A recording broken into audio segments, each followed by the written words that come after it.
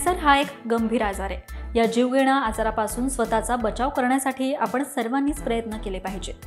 त्यामुळेच कर्करोगाचा धोका कमी करण्यासाठी योग्य आहार घेणं अत्यंत आवश्यक आहे। त्यासाठी तुम्ही तुमच्या आहारात काही फळांचाही समावेश करू शकता, ज्यामुळे तुम्ही कर्करोगापासून बचाव करू शकता। तर याच फळांविषयी आज आपण माहिती घेऊया। चला तर मग।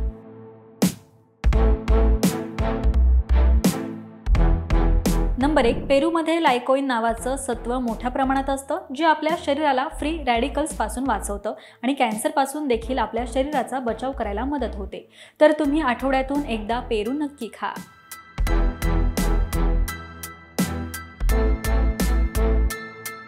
नंबर 2, आपल्याला माहित असेल की संत्र्यामध्ये व्हिटॅमिन सी आहे, जे आपल्या शरीरातील इम्युनिटी वाढवतं। संत्र्यातील अँटीऑक्सिडंट्स कॅन्सरच्या पेशींना शरीरात वाढू देत नाहीत आणि यामुळे आपला कॅन्सरपासून बचाव होतो। त्यामुळे संत्र्याचं सेवन नक्की करा। नंबर 3, सफरचंदाची महती तर आपण सगळेच जाणतो। रोज सफरचंद खा आणि डॉक्टरांना लांब ठेवा अशी म्हणच आहे। सफरचंदामध्ये अँटीऑक्सिडंट्स असतात, जे कॅन्सरच्या धोक्यापासून आपलं रक्षण करतात। विशेषतः आतड्यांचा कॅन्सर झाला असेल तर सफरचंद हा उत्तम पर्याय आहे।